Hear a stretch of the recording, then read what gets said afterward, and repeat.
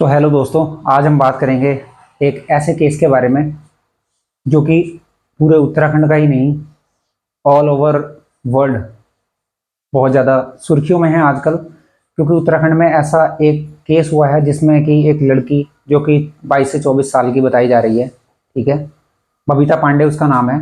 वो अपने दो मेल फ्रेंड्स के साथ में गई हुई थी ट्रैकिंग के लिए और वहाँ से वो अचानक गायब हो गई है। ना कोई पैरों का निशान है, ना किसी चीज़ के खींचने का निशान है, ना ही किसी ज़बरदस्ती का निशान है, कुछ भी नहीं है। लड़की अचानक से गायब हुई है, ठीक है, और रात के अंधेरे में। उस पर्वत को बहुत ज़्यादा रहस्यमयी बताया जाता है, ठीक है, और वहाँ पे बोला जाता है कि वहाँ पे लेपर्ड वगैरह भी रहते हैं और आपका भालू भी रहते हैं, ठीक है।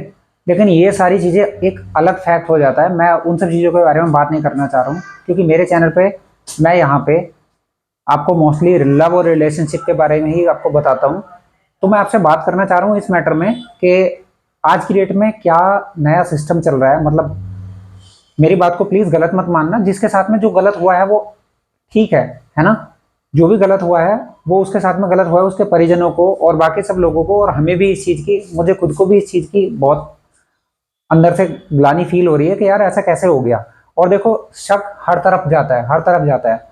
और सबसे पहले शक जिन दो बंदों पे जाना चाहिए था एक्चुअली वहां पे जा भी रहा है। और शायद अभी मैंने कल ही वीडियो देखी तो मुझे पता चला कि पुलिस उनसे पूछताछ भी कर रही है अच्छे से, और उनके जो बयान है उनमें भी कुछ सिमिलैरिटी नहीं आ रही है ना। एक बंदा कुछ और बयान दे रहा है, दूसरा कुछ और बयान दे रहा है, और ऐसी यूट्यूब पे अलग अलग वीडियोस हैं, आप अगर चेक करोगे किसी में बोला जा रहा है कि वो जो लड़की टेंट से निकली थी वो इस बात पे नाराज होकर निकली थी कि वहां पे उसके जो बाकी दो मेल फ्रेंड्स थे वो उनको मना कर रही थी ड्रिंक करने के लिए, लेकिन वो तब भी ड्रिंक कर रहे थे। तो उन्होंने यही है कि उन्होंने अपने ड्रिंक जारी रखी, ज़्यादा ड्रिंक कर रहे थे तो उसने वो नाराज होकर वो बाहर निकल गई, है ना, टेंट से। और कुछ ये भी चीजें आ रही हैं कि वो अंदर फोन चला रहे थे, म्यूजिक चला रहे थे, उसने म्यूजिक चलाने के लिए मना किया तो वो बाहर निकल गई। लेकिन दूसरी वाली जो इससे पहले वाली मैंने आपको बात बताई है उसमें ये है कि जब वो उनके पास से ड्रिंक करते हुए बंदों के पास से जब वो बाहर निकली तो वो एक पेड़ के नीचे बैठ के म्यूजिक चलाने लगी थी। और वहां पे जो और दूसरे टेंट वगैरह आसपास लगे हुए थे वहां पे कुछ स्कूल के बच्चे भी आ रखे थे।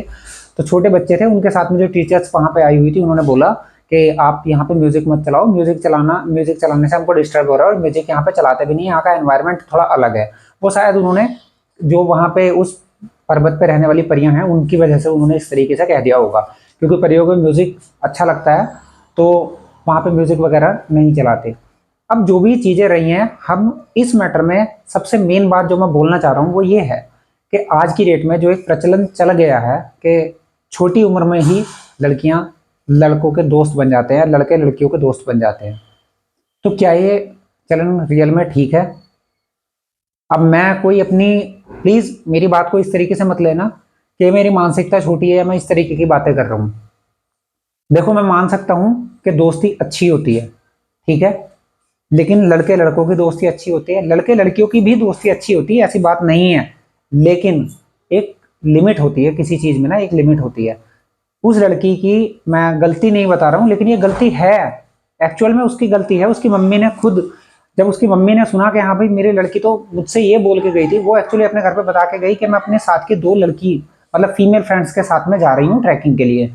वो लड़की क्योंकि अच्छा खासा एमबीए वगैरह कर रही है, पढ़ी लिखी और समझदार लड़की है, लेकिन उसने अपने घर पे झूठ बोला। उसने बोला कि मैं दो फीमेल फ्रेंड्स के साथ में जा रही हूँ ट्रैकिंग के लिए। अब घर वाले ये तो चेक करेंगे नहीं किसके साथ में जा रही है, कुछ घर वाले होते हैं जो कि चेक करते हैं, जबकि घर वालों को भी क्रॉस चेक करना चाहिए, लेकिन कोई बात नहीं, उन्होंने नहीं किया। अब उस लड़की ने, यहाँ पे मैं बोलूंगा कि उसने अपने घर वालों को धोखा दिया। अगर वो लड़की जा भी रही तो कम से कम एक फीमेल फ्रेंड उसके साथ में और होनी चाहिए थी। दो लड़के अगर उसके साथ में जा रहे हैं तो एक फीमेल फ्रेंड और होनी चाहिए थी, है ना। चलो कोई बात नहीं, वो वहां से चली गई। अब वो शायद भरोसे पे गई होगी या कुछ और है ना।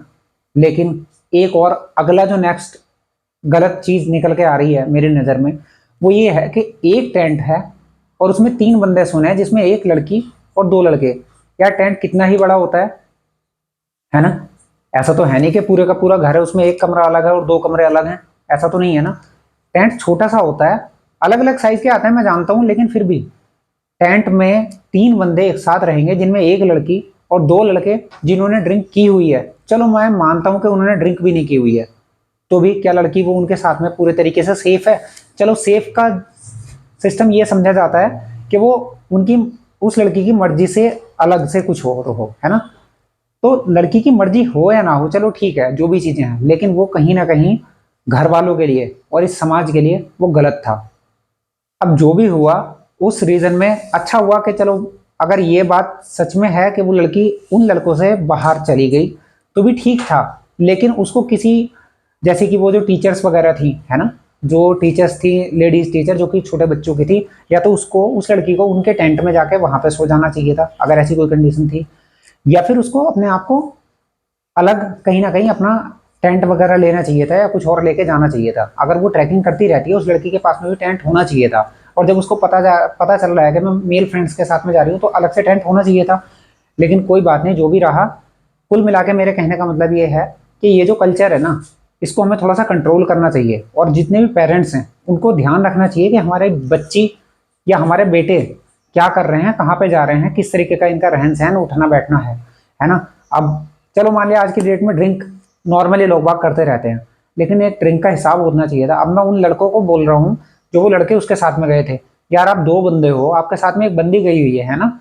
अब चाहे वो आपकी दोस्त है या वो आपके कुछ भी है ना, लेकिन आपका एक फर्ज बनता है यार, अगर लड़की आपके साथ में है तो आपको इतना ड्रिंक नहीं करनी चाहिए, ठीक है। या फिर चलो मान लिया आपने ड्रिंक भी नहीं की, मैं मानता हूं कि एलिगेशंस होंगे, ये फालतू में आप पे इल्जाम लगाए जा रहे होंगे या फिर बातें बनाई जा रही हैं, तो आप दो मेल हो यार, आपको उसकी जो सिक्योरिटी थी ना, उसकी सेफ्टी, उसका इंतजाम कोई और नहीं था, वहां पे आप थे, तो आपको उसका ध्यान रखना चाहिए था, ठीक है। अब आगे जो इन्वेस्टिगेशन में जो भी चीजें निकल के आएंगी वो चीजें अलग रहेंगी, लेकिन सबसे पहले जिम्मेदारी आप दोनों बंदों की थी, ठीक है। और सबसे पहले आपको जिम्मेदारी तो ये थी कि हाँ, आप एक काम करो, आप अपने घर पे बोल दो कि मैं अपने साथ के लड़कों के साथ में जा रही हूँ, और वो मना करेंगे तो आप मत जाना, सबसे पहले समझदारी ये होती है। लेकिन आजकल कल्चर कुछ ज़्यादा एडवांस हो चुका है और बच्चे इतना भी बताना या समझना स्वीकार नहीं करते हैं या अच्छा नहीं समझते हैं, और फाइनली इस तरीके के हादसे नॉर्मली होते रहते हैं। ये लिव इन में रहना, या फिर मान लिया घर वालों से भाग के शादी कर लेना, या फिर कहीं बाहर जॉब करने गए हैं या स्टडी करने गए हैं तो वहां पे अपने पूरी लव लाइफ बिल्कुल हस्बैंड वाइफ की तरह रह रहे हैं, है ना।